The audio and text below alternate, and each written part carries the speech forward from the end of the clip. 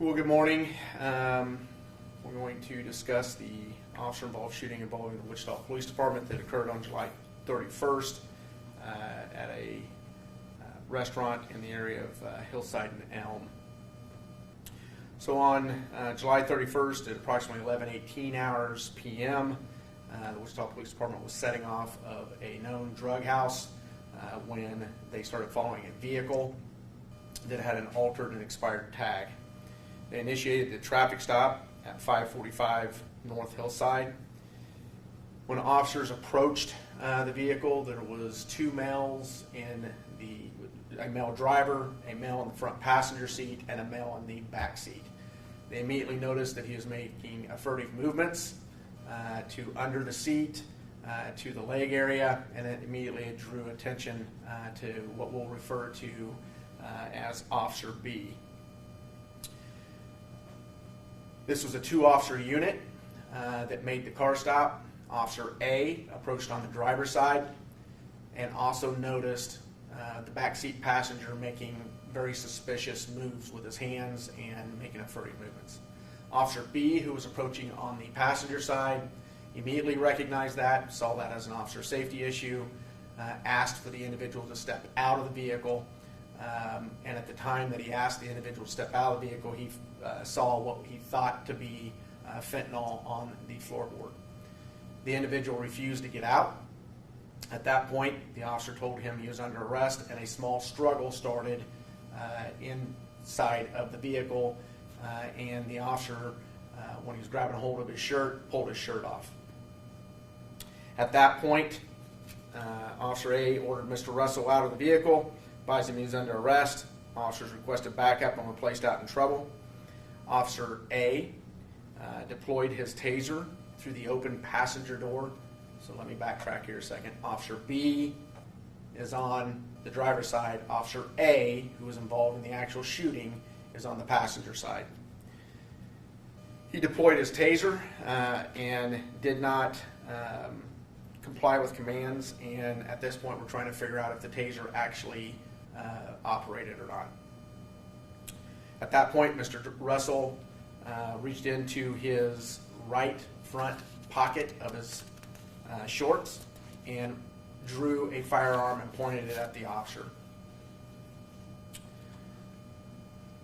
The officer transitioned. Officer A transitioned from his taser to his handgun, and at that point a shot went off, and then the officer fired 5 rounds into the vehicle. We will show you here in a second some stills and a short video that depicts this. However, Mr. Russell pointed the firearm at his head, and that was the first round that was fired. Mr.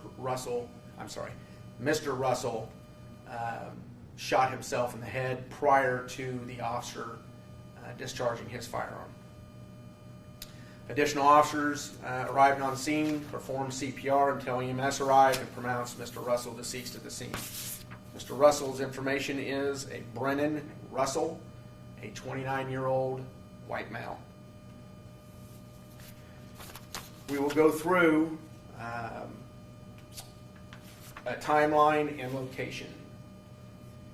So we'll be up here. At 11:18, Wichita Police Department officers conduct a traffic stop for an altered and expired license plate. 11:20, officers request backup. 11:21, officers advise shots had been fired. At 11:21, officers request EMS. 11:23, officers start CPR. 11:26, EMS arrives and pronounces Brennan Russell deceased. There was no injuries to the other two individuals that were in the driver and the front seat passenger. At this point, we'll show you some stills.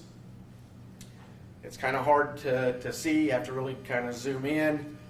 This is a Axon still shot from a body camera of Officer B pointing his firearm into the back of the vehicle, and you can see, if you zoom in, you can see where Mr. Russell has his arm up and the gun pointed at his head.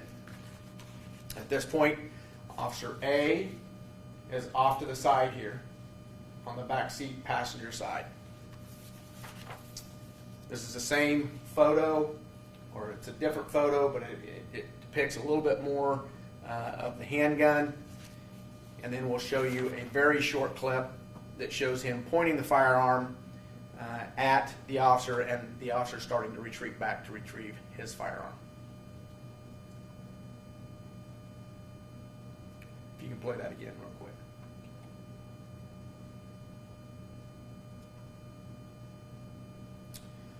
So you do see Mr. Russell pull the firearm out of his pocket, point it at the officer.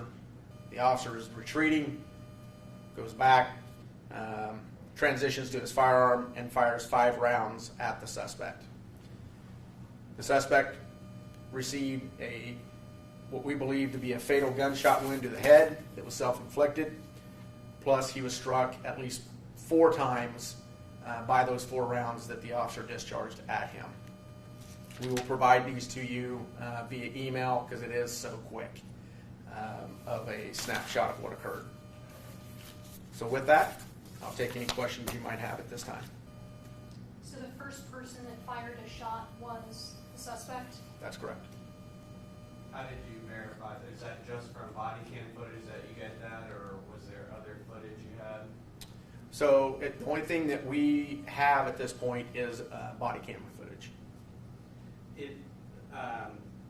If he shoots himself in that, like, all right, so this officer, the one who shot, is the one you see in the back. Is that right? With that. So no, the officer that shot is the same officer that deployed the taser. Go back to the other one. It's this one. This one. And is that where he shot from, with the door open like that? Yes. So he retreats off to the side as he's transitioning, and fires rounds almost simultaneously as the individual shot himself. So you could see clearly in the body cam footage him shoot himself. It wasn't like distorted through like looking through a window or anything. You can see like the opening of this and him shoot himself. It's more, you can see it more so from the first snapshot from the officer in the back window. Okay. He's retreated off to the side. So he doesn't see the gun actually going towards his head. Okay. The officer that did the shooting. Okay. But he heard the shots fired, and then his gun's already out at that point as soon as the suspect drew his weapon, he transitioned from taser to firearm, shot goes off, and he fired rounds. Okay. You said, so originally they come up, they see him fidgeting, like furtive unit movement, yeah, which means that's all the person in the back seat, you're saying, doing that. That's correct. And then the fentanyl was seen in the back seat on the floor? There was some fentanyl that was observed when the officer opened the door. They could also see residue on this suspect's hand that appeared to be fentanyl. It was blue in color on his hands. We later did recover fentanyl. On the back floorboard, though, is where you saw that? That's not where I saw it. I'm sorry, yeah. where the officer described what he saw. What's the tenure of the officer who fired?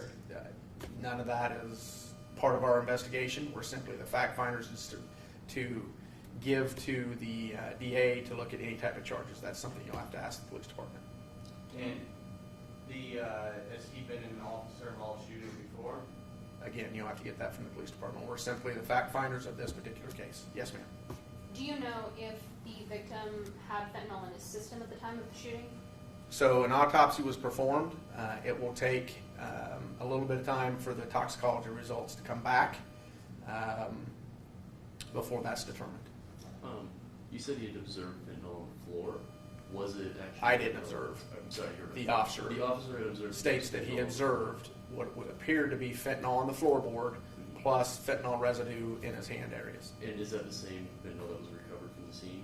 We recovered fentanyl paraphernalia in that area, but we recovered fentanyl from the suspect in the ag assault on the officer in his shoe. Okay. And on the floor was fentanyl? There was paraphernalia that we have submitted for fentanyl testing. That's correct. Do you know if the officer's on leave now? You'll have to ask the Wichita Police Department that.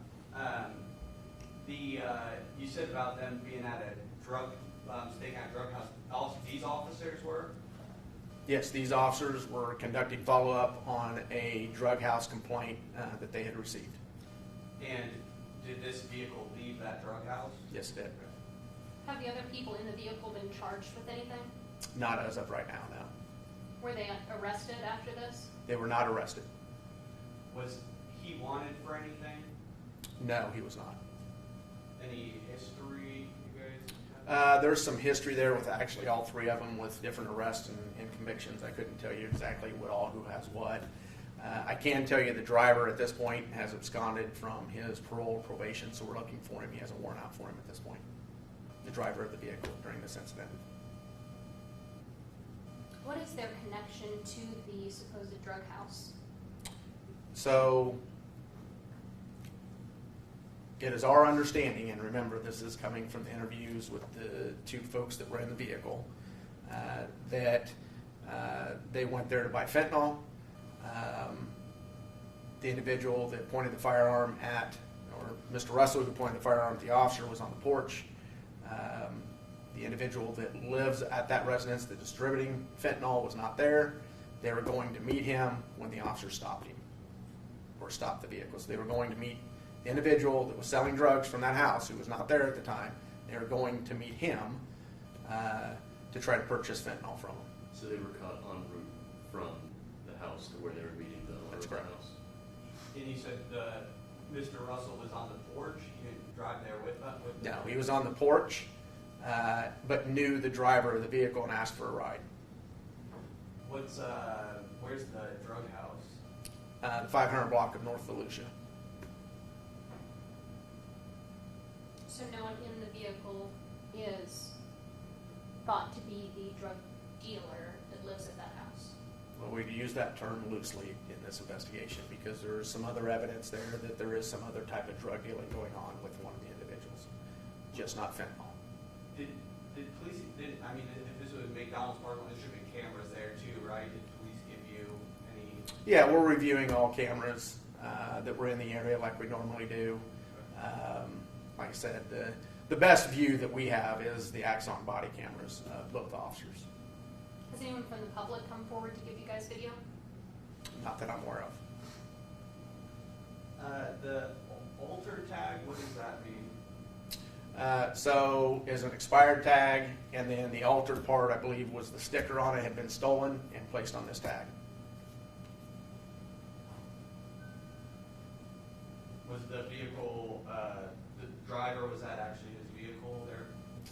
I couldn't tell you that. I don't know the answer to that.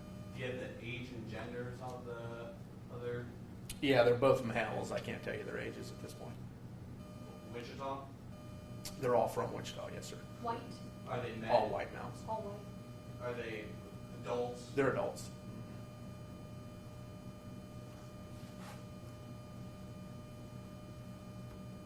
Do you know where the shots hit that the officer fired? Where he hit him? In the arm and torso area.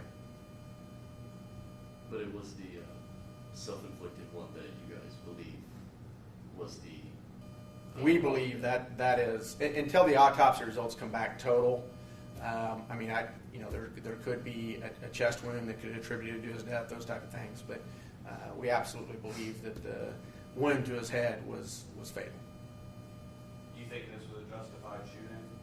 That's not for me to determine. That's why we take it to the DA's office. Is there any Where does other it go from information? I'm sorry? Where does it go from here? So we'll compile the rest of the evidence that we have and the information we have, and then we'll take all the facts to the DA's office so he can make an educated determination of all the facts to see if there needs to be any charges filed in this particular case. Do you know anything about the gun that he had? Was it stolen? Was it? Not that I'm aware of. Were there more rounds in it? I would have to check on that. Was it registered to him or? I don't know the answer to that. Anything else? All right. Thank you. Thank you.